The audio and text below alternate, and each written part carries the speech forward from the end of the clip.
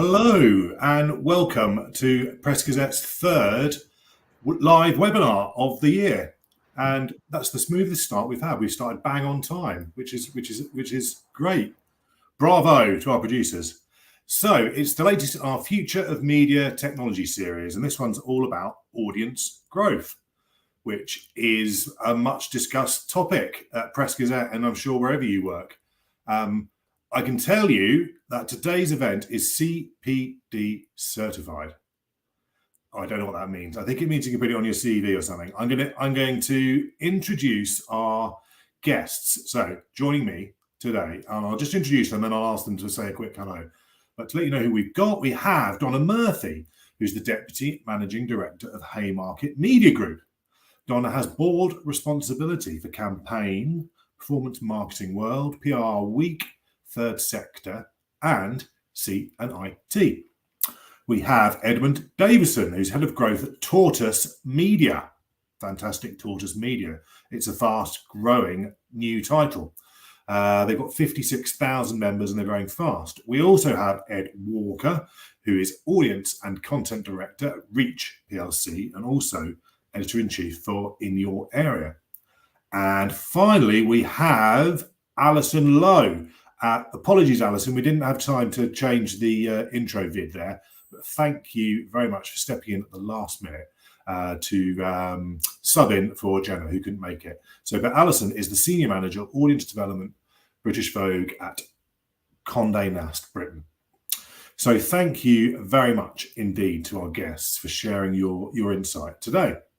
We're going to keep this to about 45 minutes. If you'd like to ask a question, please do it by typing in to our webinar viewer, and hopefully we'll get to as many questions as we can at the end. And as with all Press Gazette's events and everything we do, really, we want to give publishers and news media decision makers the information they need to ensure that quality content can thrive in the digital age. So, without further ado, I'm going to ask all of our guests to say a quick hello and also to explain a little bit about what they do, because audience growth is sort of quite a new title, really. I've only sort of seen audience growth people, although not everyone's an audience growth manager, but everyone on the call today is involved in it. So I'd just like you to explain a quick hello and who you are, but also what you do in the field of audience growth, how that comes into your remit. I'm going to start with Donna. Hi, Donna. You're coming to us live, I think, from the Haymarket offices. Is that correct? I am. I'm here in sunny Twickenham. So hello, everyone. It's very nice to be invited to come along and talk today. As Dominic has said, I'm the Deputy Managing Director of Haymarket Business Media. So I look after our Markhams and Charities portfolio. I'm also the board member with responsibility for our live events business, which is being fueled by our audience growth strategy. One of the hats that I wear at Haymarket is, along with Philip Swindon, who's the Managing Director of Haymarket Business Media, I'm the co-creator of our known audience strategy. And fundamentally, that strategy is the bedrock of our audience growth since 2017, which is when we introduced the strategy. And we have created a very clear connection in our business between growing our audience and growing our customer base, which I'm happy to talk about a bit later on, Dominic. We'll leave that, won't we? We'll come back to that. We'll leave that as a tease for the audience to keep listening, because you're going to explain what the known audience strategy is, which I think will be very important for anyone who's in the B2B world, particularly as opposed to consumer. Brilliant. Okay, thanks, Donna. Hi, Ed. You wear a few hats as well, don't you, Ed Walker? You're coming to us live from Preston, I believe, which is what an age we live in. Yeah, very gloomy Preston, as you remarked. Yeah, I need to get one of those lights that Donna's got in her offices. I do. So I've recently just taken on a new role within Reach, and I've had brackets audience growth added after my title of audience and content director. So very timely webinar. And I've worked with our regional titles predominantly across Reach for a decade, as we've grown the audience across our live network. a combination of our established titles such as the Manchester Evening News, but also new launch titles into places like Yorkshire and many other places across the UK. I guess for me, audience growth, I get involved in a lot of the nitty gritty. It's about the processes and the metrics that our newsrooms are looking at, and making sure that one of our strengths across Reach is that we have such a broad portfolio and network. So we're able to use techniques that are growing our audience in one newsroom and scale those quickly across another. And linking in with what Donna said there about sort of known users and getting to know your audience, over the last 2 years in particular, our customer value strategy has really accelerated our audience growth, particularly through the use of newsletters, which I think Edmund might be talking about.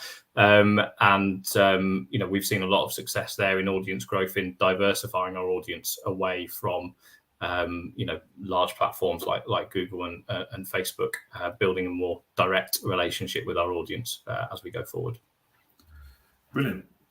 Thanks, Ed. I know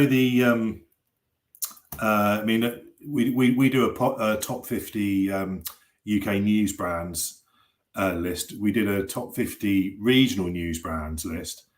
The top 50 news brands list has an awful lot of Reach on there. The top 50 regional news brands list is nearly all Reach. So you guys are doing something right. So I'd love it if you're able, when we get into it, if you could share some of those tips. The Manchester Evening News reaches something like 1 in 4 people in the UK on a monthly basis. Which is amazing. Yeah, sure, it does, and I'm happy to expand on that as we go through. Brilliant, thank you, Ed. Okay, and we have Alison from Vogue. Where are you joining us from, Alison? Hi, I'm Alison from British Vogue. I am in West London, so not too far from the Condé Nast office, which is in central London. Anyone that was watching the video very intently will realise that I am not Jenna Rack. I lead audience development at just British Vogue. I've been at British Vogue doing audience development it's actually my 5-year work anniversary is just coming up. I've been at Condé Nast for 7 years. I joined the company. I come from a very pure editorial background. I used to be digital editor at Condé Nast Brides. Previously worked at a lot of other women's lifestyle magazines, mainly with a digital slant through most of my career. I think so. For me, although it sounds like I wear one hat on audience development, if you work in audience development and you know the role, and I think you're very right, Dominic, that it is a new role. I think it's only really been on the masthead probably for about 6 years for most companies. You do actually wear so many different hats, and I think for us, audience development as well. For me at British Vogue, it's balancing. You could get very caught up in the day-to-day, the content production cycle, especially if you work on a bigger publication where you're producing a lot of content. You can get stuck into that nitty-gritty, and that's important to do to a certain degree. But then also it's balancing that with the wider, bigger picture projects. So for me, that involves things like launching on TikTok. We've worked on a huge globalization strategy across all of Condé Nast and therefore across Vogue over the last couple of years. So it's working on massive projects like that. In my time at British Vogue, our website traffic has tripled since I joined, which is something I'm really proud of. But increasingly, audience development also means leaning into consumer revenue projects. So, we're a women's fashion and lifestyle title, and I'm increasingly working on affiliate opportunities, shopping content, and growth in that area. Also looking at, again, Ed, you were talking about it, newsletters. For us, it's subscriptions as well. So diversifying through consumer revenue too. Brilliant. Thanks, Alison. We all wear many hats nowadays, don't we? So many. Well, for the days where people just got really good at doing one thing. But I suppose, it's more interesting, isn't it, nowadays? Edmund, welcome. Just tell us a little bit about your involvement in this in the world of audience development. Hi, Dominic. Hi, everyone. Very nice to be here with Press Gazette. I'm Edmund. I work at Tortoise Media. If you haven't heard of Tortoise Media, we are a slow news startup. So we try to do the opposite of breaking news, the opposite of clickbait, and go deeper on the stories that we think matter Tortoise is all about membership. So if you sign up and become a member of Tortoise, you get access to all our journalism. And we try and create that close relationship with our members so that we're not just broadcasting, publishing to them, but they're part of our journalism. They contribute to what they're doing, to what we're doing. And we hear and see their voices reflected in our journalism.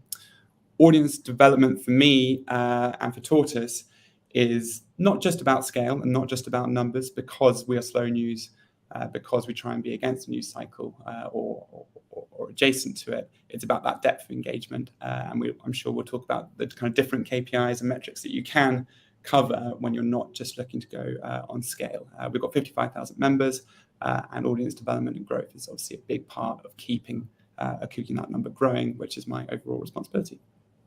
Brilliant. Okay, well, look, welcome everyone, and thanks again for your time. We'll kick off with one that we probably the biggie that we all probably spend a lot of time thinking about, maybe too much time thinking about, is Google and SEO. So there was a Google core update at the end of May, I believe, which hit our traffic on Press Gazette, and I think we're we're recovering a bit. We've got seem to have most of the traffic back now, but they certainly keep us on our toes, because they're always changing what they look for and what they rate websites on. So I'll start with Google and some, if you can, share some of the latest thinking around SEO and maybe on allude to that core update and what publishers can do to respond to that. And I think that's probably one for Ed and Alison. I'll start with Ed, because I know you guys must be absolute masters of the dark arts of Google. The dark arts of Google. Yeah, I mean, we have a broad portfolio, as I said. So when we get these core updates, we look at the data that's come through from that, and also you have to give a bit of time and space for that to play out, because what can look like a disaster one week is actually a triumph the next. You have to look at the data that's coming from search in particular over a slightly longer period of time. We see sort of swings for some of our titles when we get a core update, depending how Google has decided to sort of shift things. Obviously, you can never know exactly how they've decided to shift things. One of the keys with search and with Google that I always say is that Google is not just a kind of amorphous mass of traffic. Google now is a disaggregation of different products. So you have Google's core search, then you've got Google Discover, then you've got Google News, then you've got Google Showcase. So actually, when you say search traffic, that's very different things. And we've got our audience and content director, Jackie Merrington, who leads on SEO for us now, with a central team across the group. And they're doing some really, really smart work around understanding the kind of trends and patterns that are coming through from that. And one of the things that we believe has probably actually got more in the tank to go in terms of Google search and organic growth in that area, particularly for a lot of our regional titles, because we're really well placed to write sort of really good informational content for our readers that they're searching for, giving people what they're looking for in that. But it's only part of the mix for audience growth, and I think that's the key thing, and something I'm sure we'll all touch on is that yes, there's Google, there's Facebook, but there's lots of other kind of referral sources that make up a site's growth and its traffic. So while we'll see a title see a swing from the Google core update, that doesn't mean that that's kind of the only thing that title is focusing on at any given time. They need to be growing their referral sources from lots of different places as well. Okay, so don't panic. Like so much. And they can change it again the next month. So that's the thing to remember as well. It does. There, as well as the core updates, there are sort of smaller updates that come out increasingly. I think Alison was going to make a point there. Cool. Go on. I'll let you weigh on this, Alison. Any tips you can share about how people should approach SEO. I mean, Of course. I know some people are quite. You can see some publishers are very formulaic on it, and it kind of comes across. But it'd be interesting to share any light on what you've found works. I think one thing that I try and keep into consideration first and foremost is that although the Google algorithm updates and the core algorithm updates, you read the horror stories of people being wiped out, it can all seem very scary. Actually, Google, and especially classic search on Google, is far more stable than a lot of the other platforms. Facebook is far more volatile, and if you have a website that is reliant on primarily Facebook for traffic, sorry, my Google Home really enjoyed that. There's a lot. Facebook is far more volatile, and as much as we can get variations and you will get changes and you'll be up and down on the algorithm updates, Google is actually one of the most stable traffic sources. Sorry, oh my goodness. We just refer to it as that search engine. Yeah, that's the search engine. It's not necessarily as volatile as it may be. For us, I think there's been two things that. Excuse me, I'm just going to unplug it. That's right. Naughty Google. Oh my word, how awful. There's two things that I was thinking about this that have really stood us in good stead. I think firstly, a website like ours, we were founded over 15 years ago. We have got a lot of content. And if you're a news publisher and you have a lot of content, you have an extremely large back catalogue. And over the past couple of years, there've been a lot of Google algorithm updates where we've actually fared really well. And I think one of the reasons why has been because we have cleaned up that content, and we as an audience development team have really put time into pruning through our old content, redirecting, cleaning up. Sometimes a lot of the content, if you look back on any of the big news publishers and you find content that was written in 2008, 2009, you'll be shocked at it. Getting all of that cleaned up, spending the time working on that has been one of the most beneficial things that we've done as an audience development team.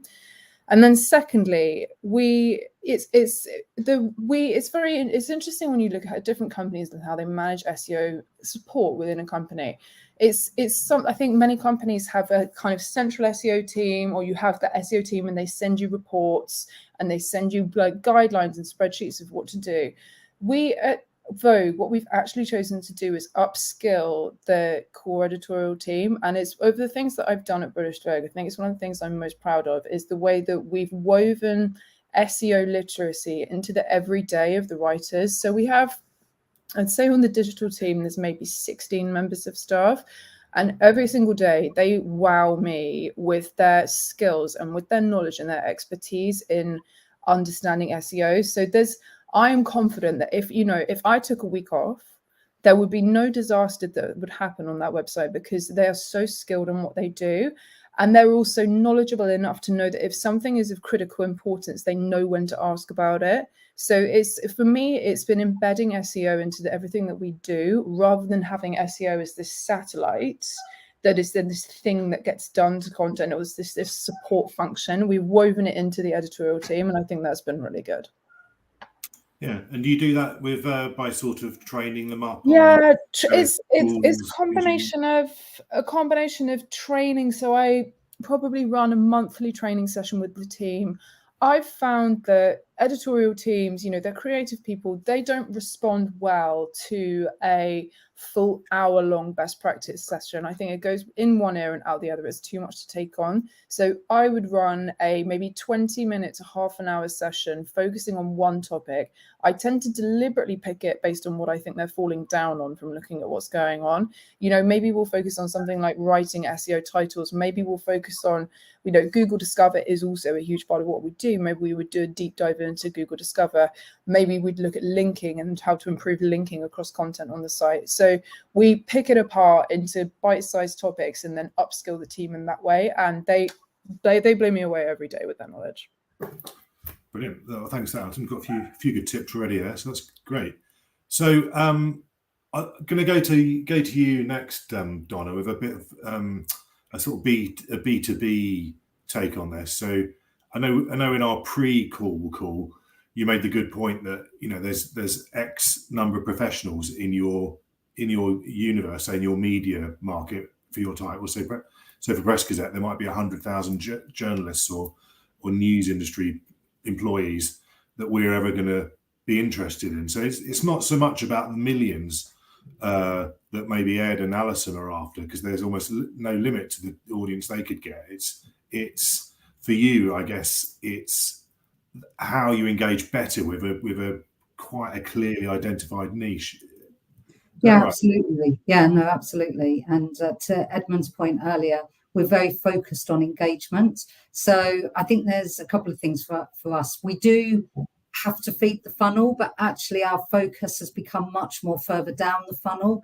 I talk about our known audience strategy, and that is really where we are able to identify who is the universe that we're serving. So a magazine like Planning, who would be their audience, what are the numbers, and then what we do is that we take a look at the marketable data that we've got. We take a look at the buying behaviors of the audience in our customer marketing database, and we look at their buying history. One of the things I think that enables us to do really well is just create better media products for our audiences, which we have this very clear link between audience growth and customer growth. So to give you some idea of how that has played out at HBM, in 2017, when we started the strategy, we had about 50,000 customers in our customer marketing database.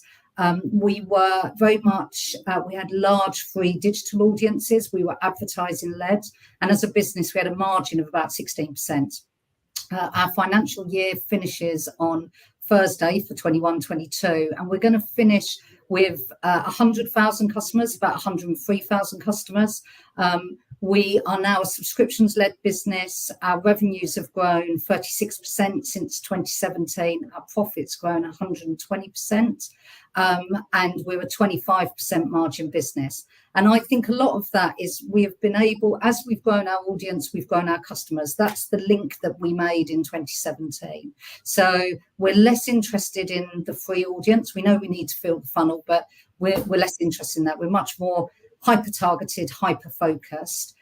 And I think the benefit for our audiences then is that we're creating better media products, better live events, better subscription products. We understand their need states better. And that means that we've been able to fuel our data-driven revenue. So our subscription revenues have increased, our live event revenues, notwithstanding the COVID impact, are growing. And we do still have advertising revenue, but much more of our advertising revenue comes from what we call assured advertising, where we are offering known audience to our clients, and whether that's in recruitment or in branded content or in display advertising. So I think the difference for us is it is less about scale. We talk a lot about we want to be water, not aspirin, with our content. So we want people to consume our content every day. We don't only want them to come to us when they've got a pain that they need to solve. And I think it then means that our focus has shifted away from being absolutely focused on the absolute size of an audience into much more our customers, and also then being able to map where we might have gaps in our customer marketing database, in our professional audiences that we serve. And so if you're not so much reliant on people punching stuff into Google to kind of come into the shop, but what platforms, or is it email or push, or what is it that you do to kind of to get people return and drink more water? Yeah, so we a lot of it is around email. We find that social media in general is good for consideration. It's not great for buying B2B products. So we've got our marketing teams really focused further down the funnel around putting content behind a reg wall and then putting content behind a paywall. We've got much more sophisticated in our content marketing to our audience that's in our customer marketing database. We're hyper segmenting and hyper targeting. So we have terms for the database like enthusiasts, people that aren't currently spending money with us, but are displaying behaviours that look like they're enthusiasts for our products and services. So we do still rely on bulletins a lot, but the other thing that we've seen over the last 12 months, maybe 18 months, is that our marketing and editorial teams are working much more closely together to actually drive. I sometimes talk about our known audience strategy as our ABC plan. It's audiences, behaviours and conversions. So they're working much closer together to actually drive business performance. Brilliant. And just quickly, by customers, you say you doubled the amount of customers. By that, do you mean anyone who's spending money, like a subscriber or an advertiser? Right. No, so that is anyone who is buying a subscription or attending an event or buying a product from us. So we also have a client base that we work with, but these are people that are spending money on our products and services. Mainly that 100,000, the bulk of that are subscribers, and most of them are on corporate subscriptions or domain-based subs. Brilliant. Okay, thanks for that, Donna.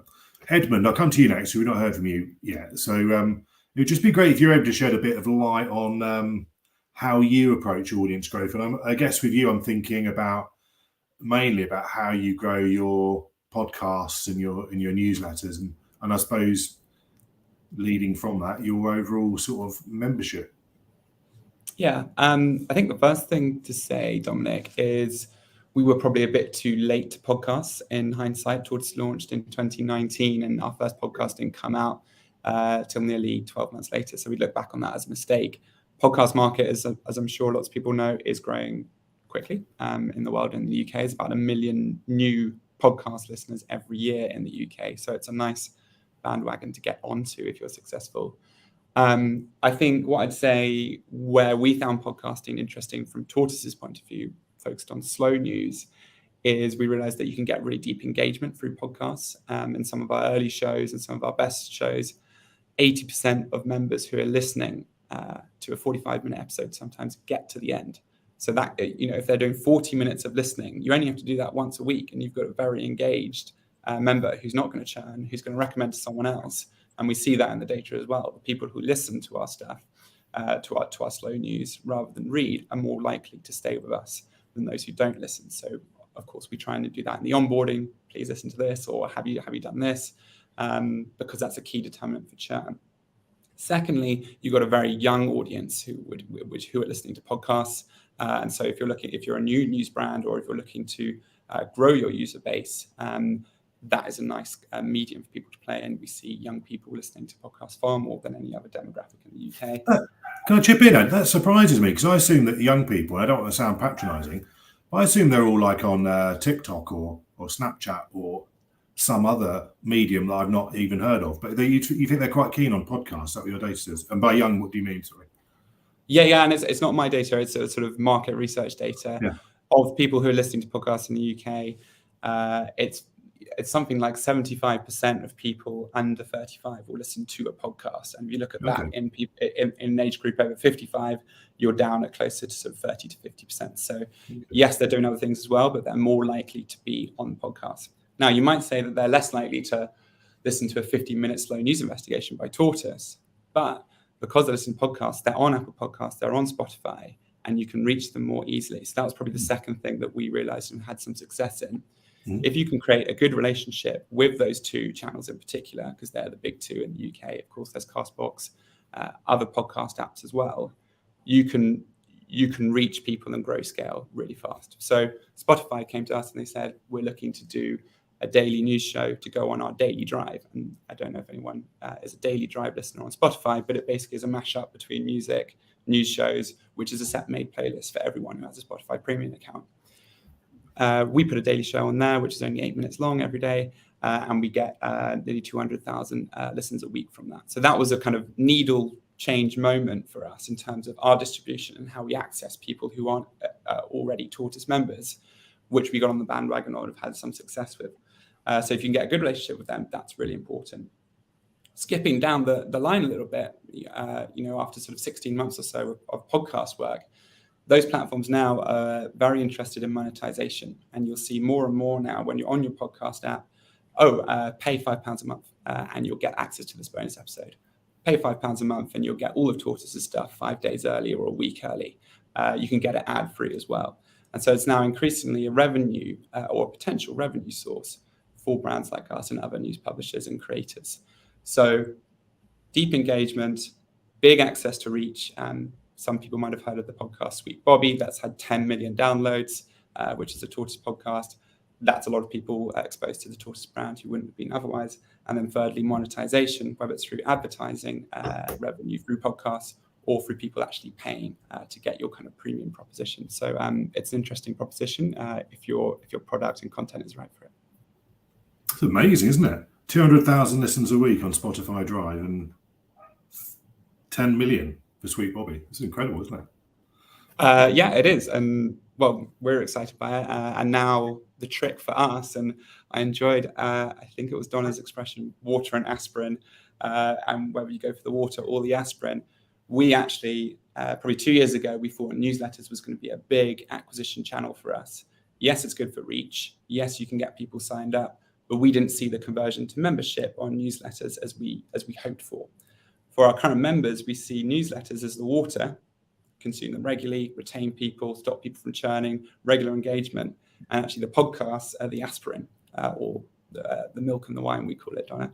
And you have to do one podcast series if it's Sweet Bobby a year, or if it's Andrew Neil Weekly Show, or the Slow Newscast, or whatever it may be. If you love that show, you're also likely to stay and retain as well. Or maybe the beer and the brandy.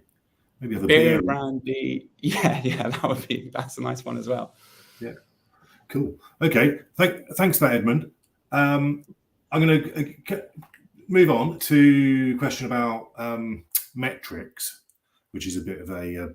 I know it's a bit of a boring subject, but it is quite interesting, actually, isn't it? If you're going to get into it, if you talk about audience growth, you have to think how do you measure that audience in a way that's meaningful, and you need to. I know if you get your metrics wrong, it can lead you into bad places. So if you incentivize people to do the wrong thing to hit particular metrics, it's not always the right thing. So that's a sort of question for everyone, really, in terms of like what are your key metrics for success? And I'll start with you, Ed, if that's okay. And I know Reach has had some page view targets, which not everyone loves to have a page view target, because that can be, people feel that sometimes that can lead you to do things that get high page views but aren't necessarily going to be the highest, the best people or the most relevant people. So I'd just be interested to hear, Ed, what your current thinking is around metrics and what you think of as a sort of the most meaningful metric, I guess, when you're talking about audience growth. So we still use page views, but you can look at page views in lots of different ways to give you an idea of engagement. So our newsrooms have a conference dashboard that they use, and that pulls in lots of different metrics. So they can see the top of the funnel, as Donna was referring to. So they can see those stories that are attracting a lot of people, and they tend to come from your kind of largest referrers. But we also weave in lots of different metrics in there. So we're able to see the sort of loyalty level of people who are on our sites. So we're able to see sort of new visitors, returning readers, and loyal readers. So that allows our newsrooms to see what's really resonating with those loyal readers, which tends to correlate a lot with our newsletter readers.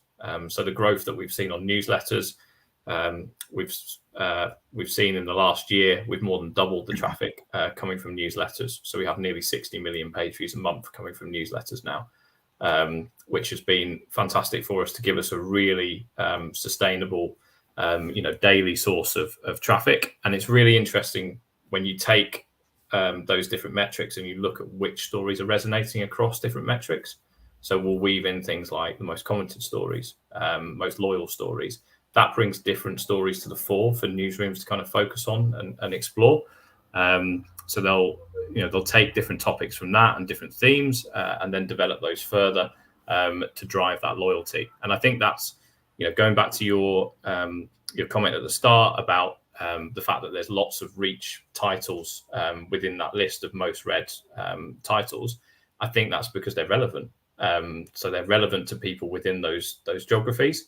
They're not just staid kind of local coverage. They're a mix of content, and I think that's because our newsrooms are using a variety of metrics to understand what's engaging an audience, and that way you get a good mix of content for people to read, and that's what's driven the audience growth for us, and that helps with a variety of sources and referrals.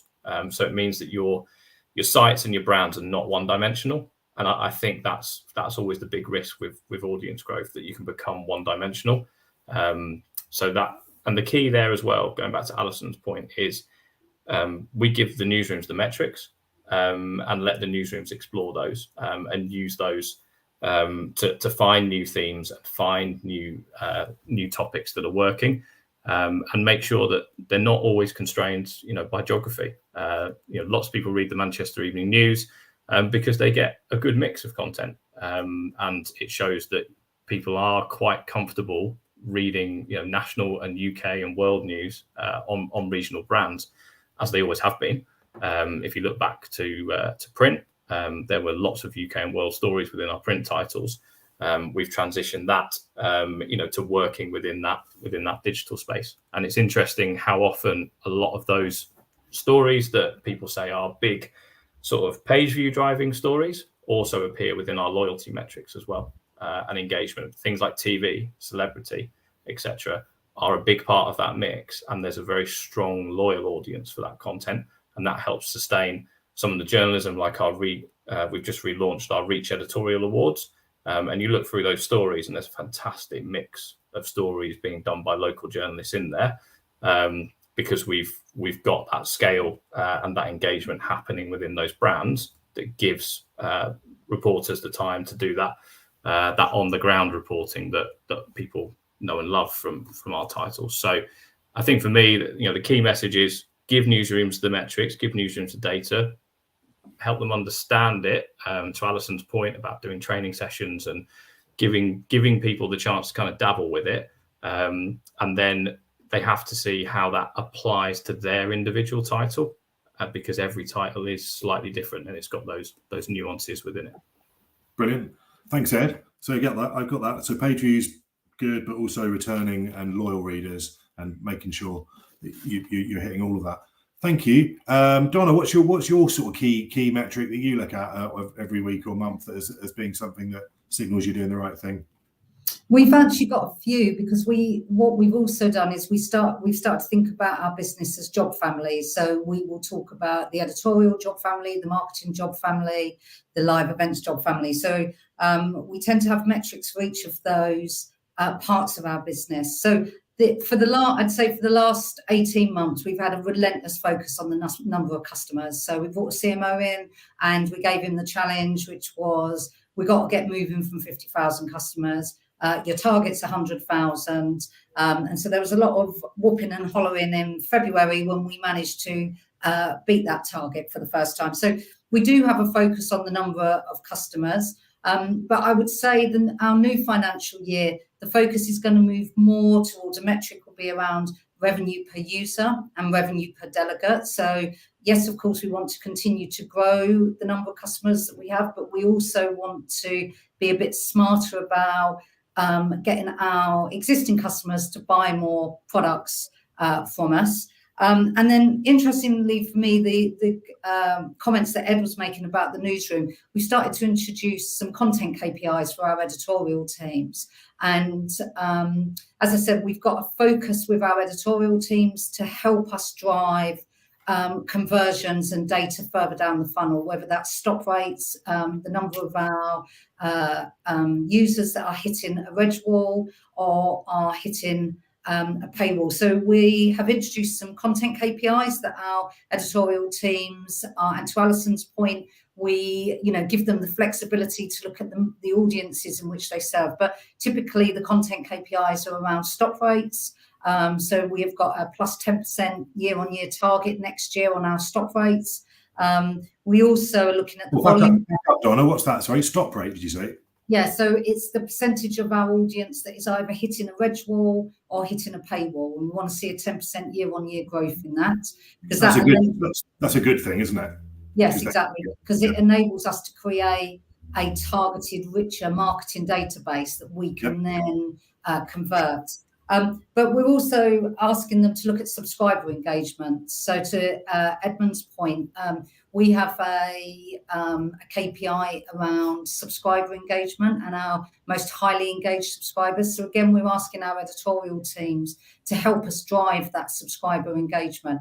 And I would say that has transformed the way that we work with our editorial teams in the business. They're really engaged with what we're trying to do. There's a really clear link between our business performance and their output, much more so than there has been for a long time. And they've really embraced the KPIs. And there's lots of quite rich, interesting discussions that we have in the business, particularly with our senior editorial leads, around how we can drive subscriptions revenues, how we can create more customers in our customer marketing database, how we can produce better media products, which they're very interested in. So the KPIs help us as sort of business leads to check the performance and the health of the business. But I think they're a really good an internal engagement tool, because you start to create a language that you can use to talk about business performance that the different teams start to understand what it means for them in their worlds.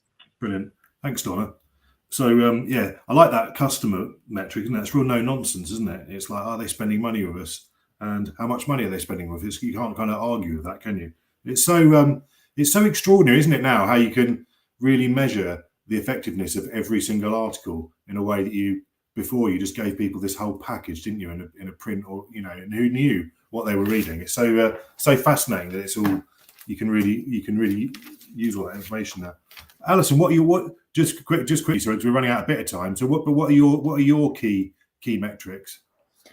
I think one thing that's really interesting, actually, reflecting back on the way that everybody else has spoken about metrics, is the way that metrics in the publishing industry have evolved over the past 5 years. I think 5 years ago, for me, certainly the focus was page views. It's quite a big, sexy number.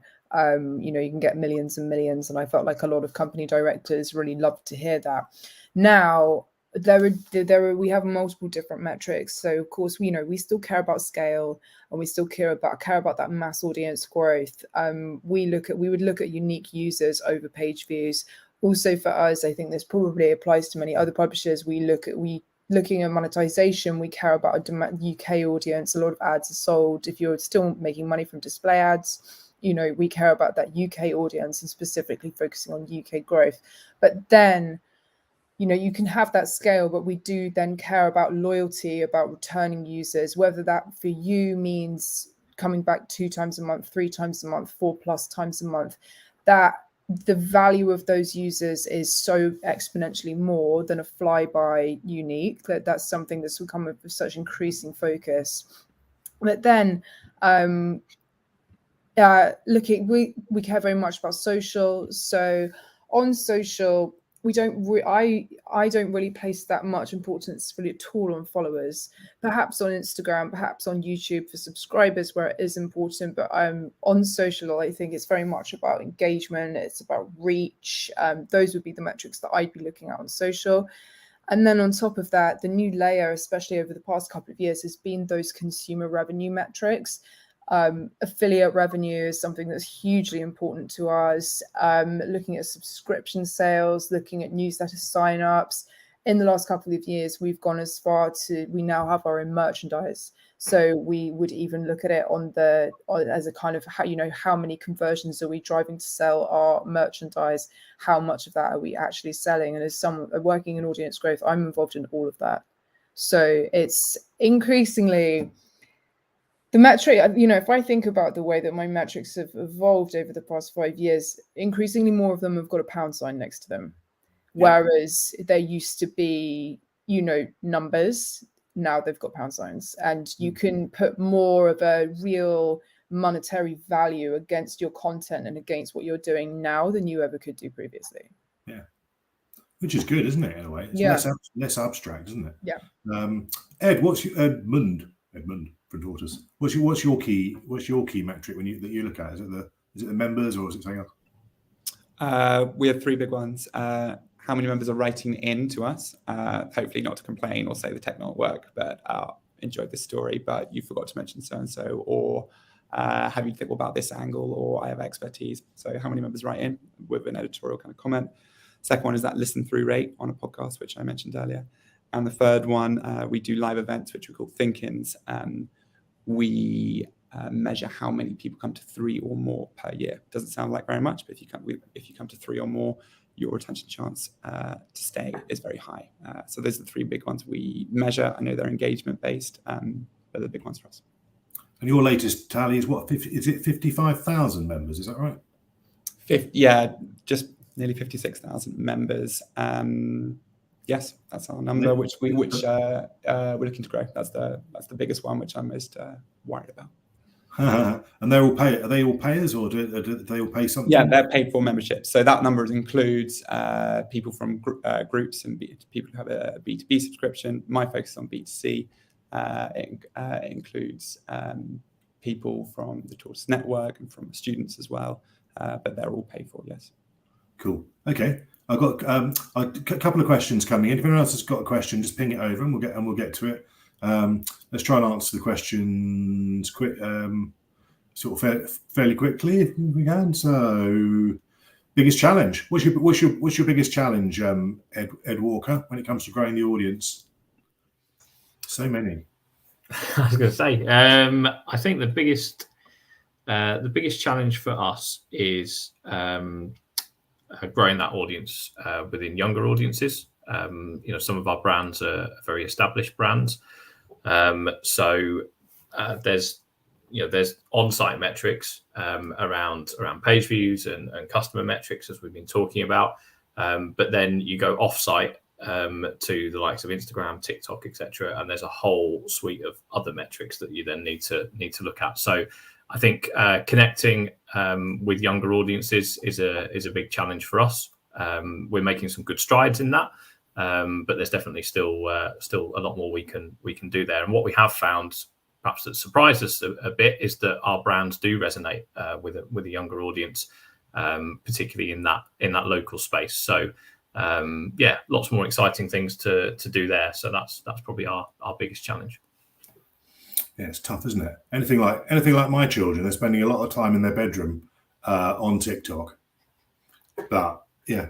I mean, you're looking at probably, getting them with as they move on from that, hopefully. Donna, what's your biggest challenge, Quicko? I think it's engagement. I think it's about driving that frequency of visit. We focus more on frequency rather than number of pages consumed within a visit. And I think that we're starting to make some strides there, but there's a bit of a careful calibration, I think, that needs to go on with our content KPIs about how that can help us drive engagement. But I'd say 22-23 financial year for us, we're going to have a relentless focus on trying to increase the frequency of visits particularly from our paid subscribers. And I imagine, I know that subscribers to newspapers and magazines are it's a bit like a sort of gym goer economy, isn't it? In a way, a lot of people sign up because they love the idea of it, but then how often do they actually go? And then it's getting them to go along every week. But yeah, and I think for us, we do have, with our paid content, we do also have quite a large and growing paid content sales team. So we have what we call the sales intervened paid content file, where we've got people going in and account managing those subscriptions, particularly those corporate subscriptions, to make sure that our customers are getting value for money, that if they've paid for a corporate sub to campaign, that actually their staff are actually using that subscription. So we do spend quite a lot of time tracking subscriber engagement, to give us a bit of a watch out in case when we come to renew a subscription there hasn't been enough usage, but also to make sure that our customers are getting real value for money when they're spending with us on paid content. Brilliant. Okay, so I'm going to get, for the last question, I'm going to give you all a choice. You can either give me like one key tip for people to take away in terms of how they want to grow their audience, or you can give me a platform that's maybe a bit overlooked that people should think about. I loved Edmund's Spotify Drive, because I've never heard of that, and that's just great, isn't it? If you can get in with them and get 200,000 new downloads a week. So I'll let everyone leave us with that if that's okay. So I'll go to Alison. If you would you like to give us one little snappy take home, or perhaps a platform that's a bit overlooked platform? Pinterest. Pinterest, yeah. Definitely. If you work in lifestyle publishing, if you work in fashion, there are a few, but only a few publishers who get it right. But there is so much opportunity for driving engagement and driving traffic on Pinterest, and the community there is really, really strong. Also, as platforms go, I think many of us working in the industry will know that sometimes the platforms can be a little bit tricky to work with. They are an incredibly supportive team to work with, and I think that can really go miles. So for me, overlooked platform would be Pinterest. Oh, a tip. That's right. Shall I give you a tip as well? Go on then. I would say going back to basics with your workflows. It's something that we did a couple of years ago, 2-3 years ago at British Vogue, and it really transformed everything. Tearing apart our daily, weekly, monthly workflows, looking at how we plan. There was a lot of things that were done just the way that they were in terms of editorial workflows, just because they'd just been done that way for 5-10 years. And for us, it was going back to the basics of all of the workflows and everything that we did.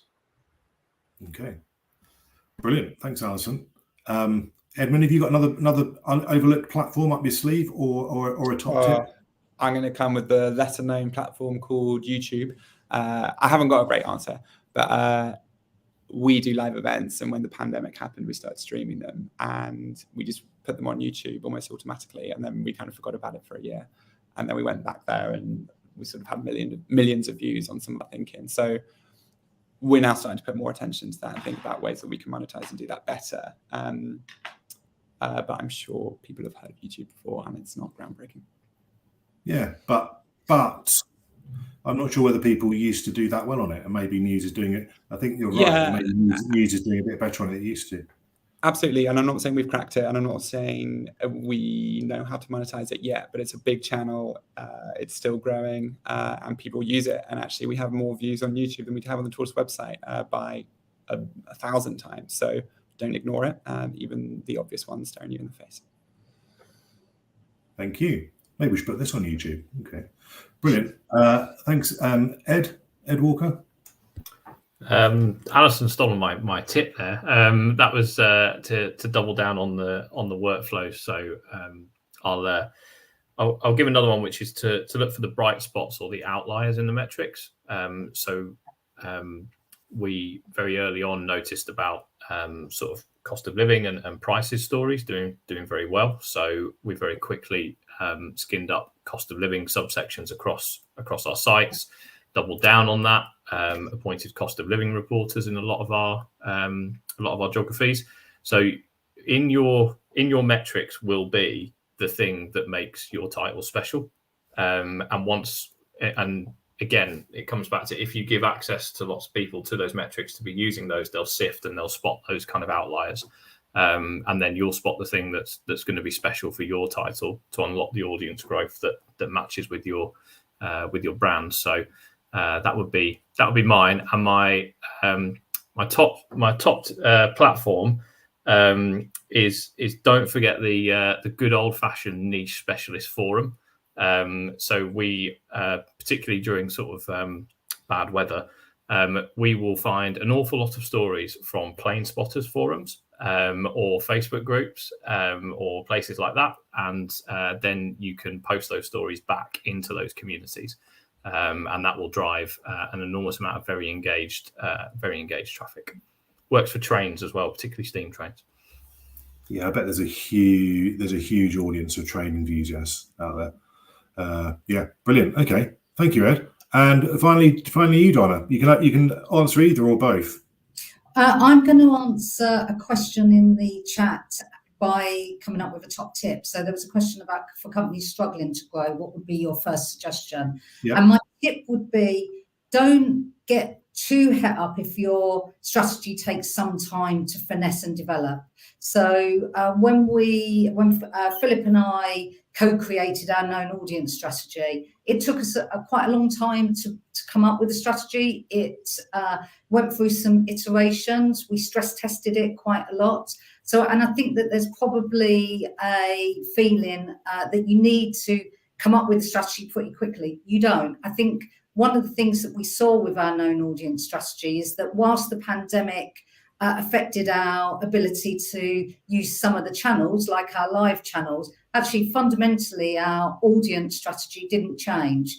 And I think one of the reasons for that was we spent a lot of time up front trying to think about what are the better ways that we can convert our audience data into revenue. So we spotted the revenue streams that were fast growing, or the ones that actually we weren't performing as well as perhaps we should be based on what was happening in the media marketplace. And we spent quite a lot of time thinking about how we could create a known audience strategy which would help us drive those revenues. So I think the tip is, don't panic, spend some time, come along to these sorts of things, talk to lots of people, network a lot. I mean, in terms of a platform, I would go back to the, go out and live in your markets and talk to people. And actually, it might take you some time, but if you've then got a strategy that you're confident about, it makes every decision that you're going to make so much easier, because you just say, does that help us achieve the strategy? Brilliant. Thanks, Donna. That's one for any CEOs listening. Give the team some time. Well, don't expect instant results. I know you want instant results. I'm not naming names, but it does take time. Brilliant. Okay, listen, that's all we've got time for. Thank you again to Donna, Ed, Edmund, Alison. Much appreciated. I really appreciate it. I thought there's so much in that. So many good tips. Really appreciate it. So thank you. Just before everyone goes, quick plug. Future of Media Explained podcast from Press Gazette, launched a few weeks ago. If you like a podcast, search for the Future of Media Explained wherever you get your podcasts. And we do a quick 20-minute blast through some pertinent topic like this every week. For more on this sort of thing, there's the Press Gazette Future of Media Technology Conference, the Waldorf Hilton, 21st of September. You're all invited. We'll send an email around that. And our last webinar is about paywall strategies, which will be in December. So we'll send an email to everyone on that. And any potential sponsors, we had 364 registrants to listen to this podcast, but we didn't have a sponsor. So you could sponsor the next one. You get in touch with Richard Jameson, who's our head of event sponsorship. But it's well worth doing, because we've all learnt a lot, and we've grown our audience a bit as well. So thanks again, and we'll sign off there. So thanks very much, everyone. Goodbye.